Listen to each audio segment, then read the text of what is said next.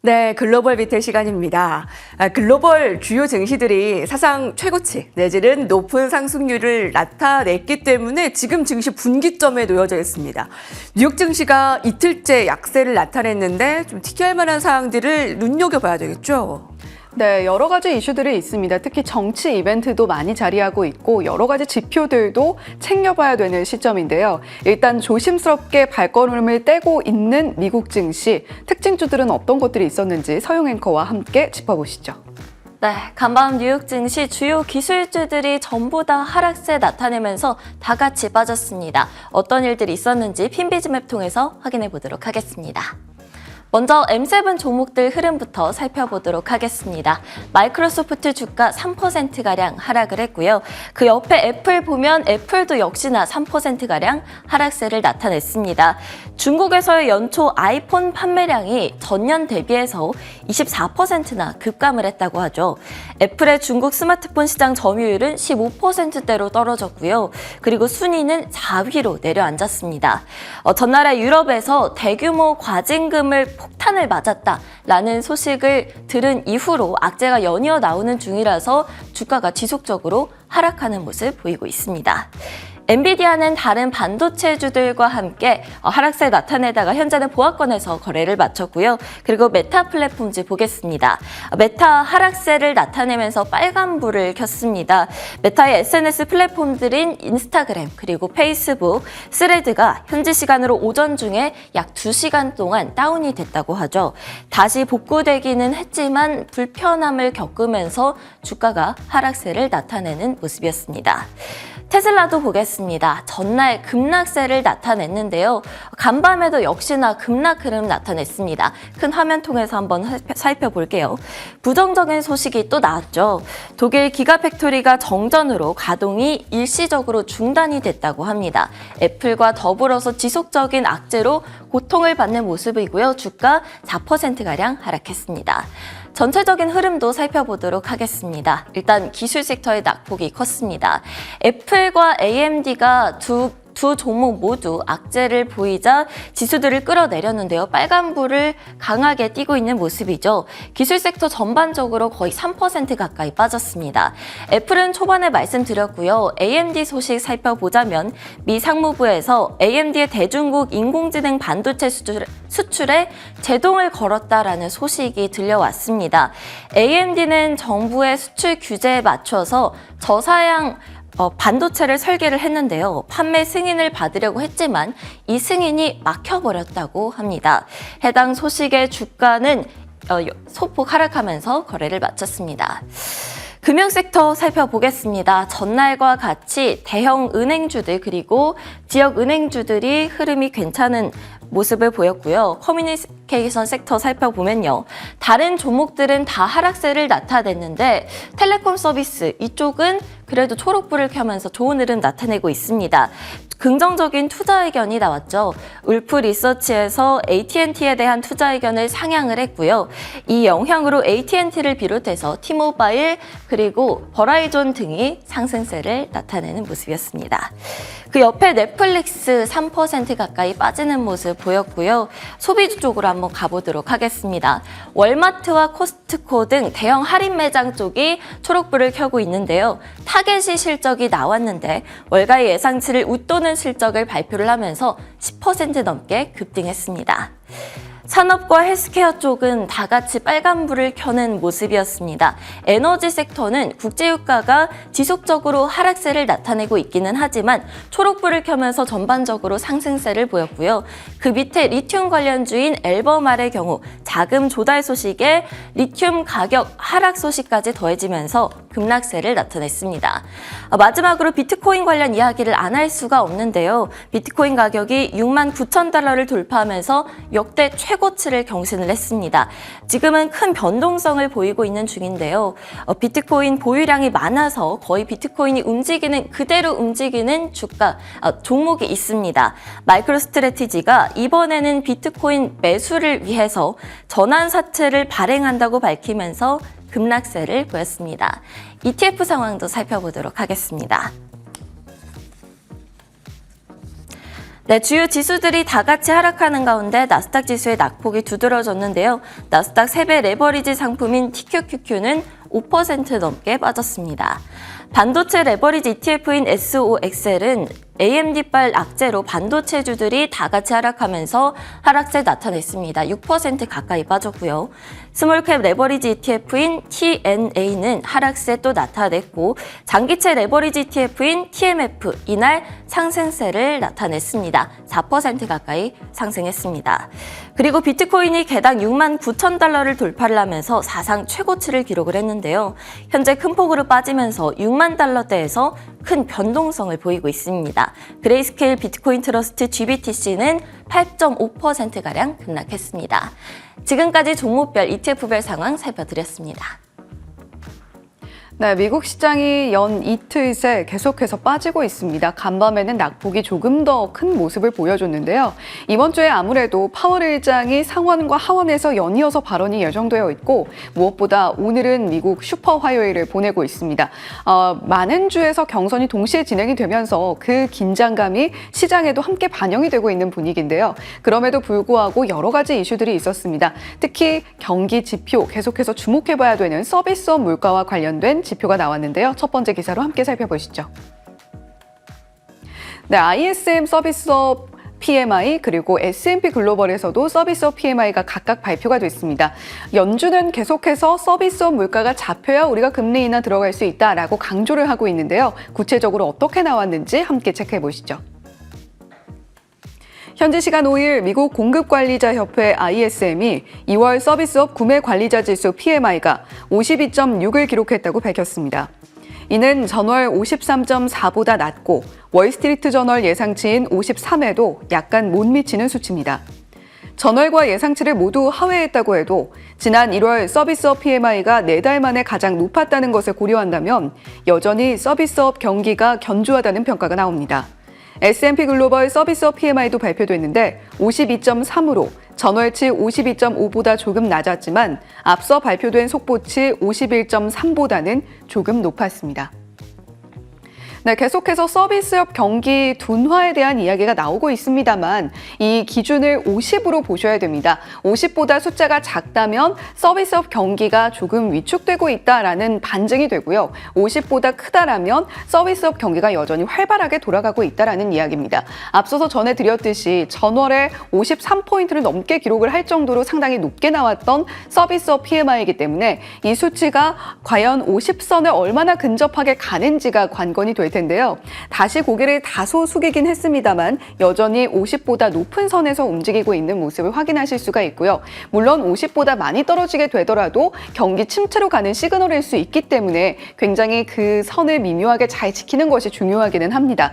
다만 우리가 좀 주목해야 될 부분은 상세 지표를 들여다봤을 때 서비스 고용 부분에서 살짝 위축세를 보이고 있는 모습이 또 확인이 됐거든요. 이 부분이 앞으로 서비스업 PMI 그리고 서비스업 물가에 얼마나 영향을 미치게 될지도 한번 체크해 보시면 좋겠습니다. 두 번째 외신 헤드라인으로 이어가 보겠습니다. 간밤 미국 특징주 앞서서 서영 앵커와 함께 짚어보셨습니다만 중국 관련한 이슈가 상당히 많았습니다. 결국 미국과 중국은 운명 공동체처럼 주식시장에서도 상당히 맞물려 있는 이슈들이 많은데요. 간밤에는 애플 관련한 보도가 대대적으로 많이 나오는 모습을 보여줬습니다. 자, 함께 헤드를 보시면 2024년 첫 주에 아이폰 판매가 중국의 4위로 밀려 내려왔다라는 헤드인데 함께 구체적으로 어떤 내용인지 살펴보시죠. 올해 첫 6주간 중국 내 아이폰 판매량이 전년 동기 대비 24% 감소한 것으로 나타났습니다. 같은 기간 중국의 전체 스마트폰 판매량은 7% 감소했으며 이런 가운데 경쟁사인 화웨이의 판매량은 64% 늘었습니다. 카운터포인트 리서치에 따르면 중국 고객은 833달러에 달하는 아이폰 15를 구입하기보다는 이전 모델을 고수하면서 아이폰 판매량이 줄어든 반면 화웨이의 경우 지난해 8월 출시된 고급형 스마트폰 메이트 60에 대한 수요 급증이 판매량 급증에 영향을 미친 것으로 풀이됩니다. 또한 아이폰을 조립하는 대만 폭스콘은 지난달 매출이 전년 동기 대비 12% 감소했다며 아이폰에 대한 우려를 증폭시켰습니다. 간밤에 아이폰, 애플뿐만이 아니라 AMD도 역시 중국 수출용 칩에 대해서 규제를 받을 수 있다라는 소식이 들려오면서 급락세를 면치 못했는데요. 더불어서 어제 이 시간에는 테슬라의 중국 내 점유율 판매량이 상당히 많이 줄어들었다라는 소식도 전해드린 바가 있습니다. 이만큼 중국이 미국의 각각의 종목들에 미치는 영향력은 상당히 큰데 이 검정색 바가 2023년에 중국 기업과 애플의 스마트폰 판매량이고요. 그리고 이 파란색 바가 상대적으로 2024년에 기록하고 있는 모습입니다. 점유율 추이라고 보시면 되겠는데 애플을 보시면 확실히 2023년에 비해서 확연히 줄어든 모습을 볼 수가 있고요. 반면에 화웨이의 파란색 바는 상당히 크게 늘어나는 모습을 또 보여주고 있습니다.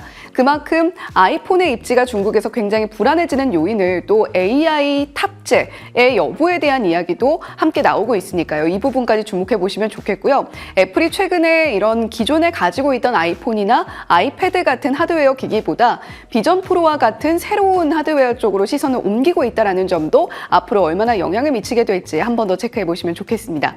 자, 세 번째 헤드라인 이어가 보겠습니다. 이번에는요.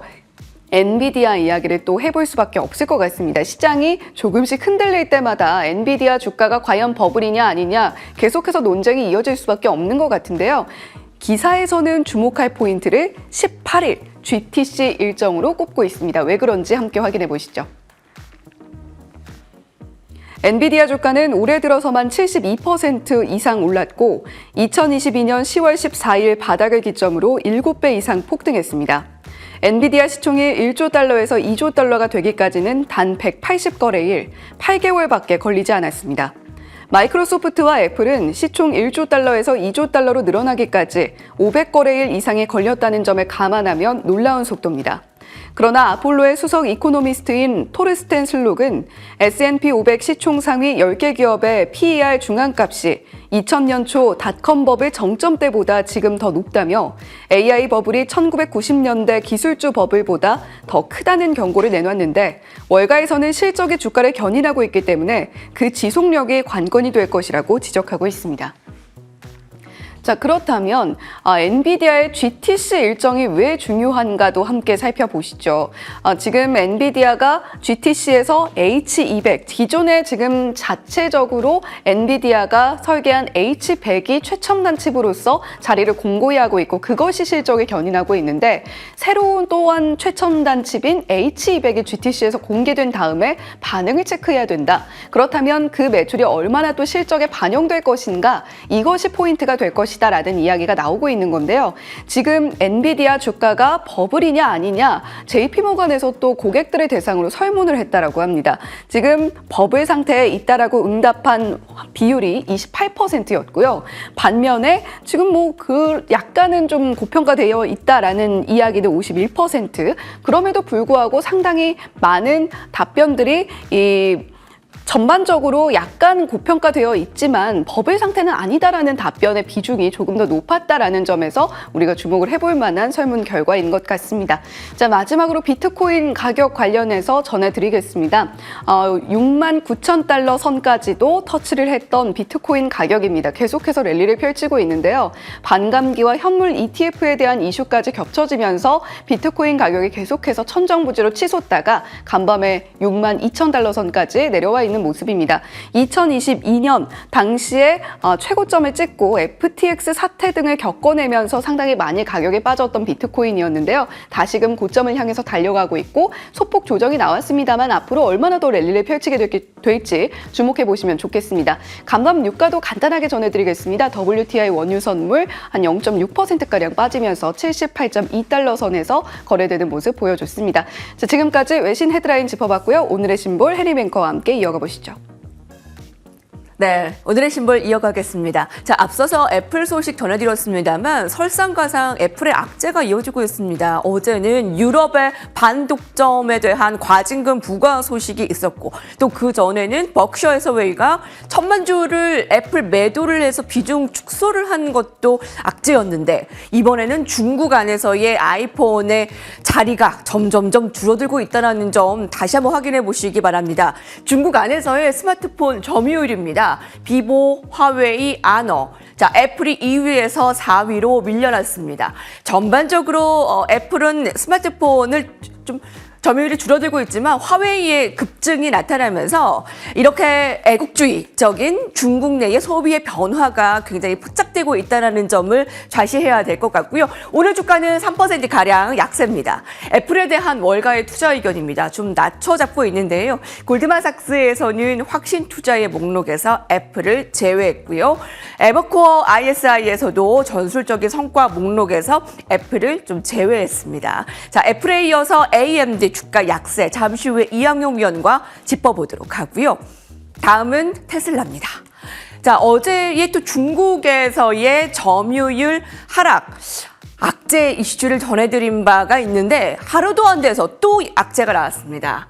성장 리스크의 이틀간 시총이 100조 넘게 순삭. 증발되었습니다.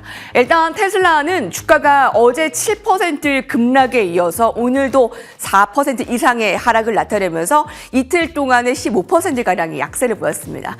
베를린에서 극좌단체로 추정되는 방화가 나오면서 공장 차질을 빚고 있습니다. 머스크는 가장 멍청한 테러라며 비난의 목소리를 냈는데 좀 더 자세하게 보실까요? 일론 머스크 측에서는 이들은 지구상에서 가장 멍청한 환경 테러리스트이거나 환경 목표가 없는 사람이다라고 좀 지적을 나타내고 있는 반면에 좌극단주의에서는 머스크의 테슬라의 기가 팩토리를 완전히 파괴시킬 것이다. 테슬라를 무릎 꿇게 만들 것이다. 라면서 앞으로의 이런 경쟁 구도 살펴봐야 될 것 같습니다. 오늘 AMD, 애플, 테슬라에 대한 소식까지 전해드렸습니다. 이항용 위원과 만나보겠습니다.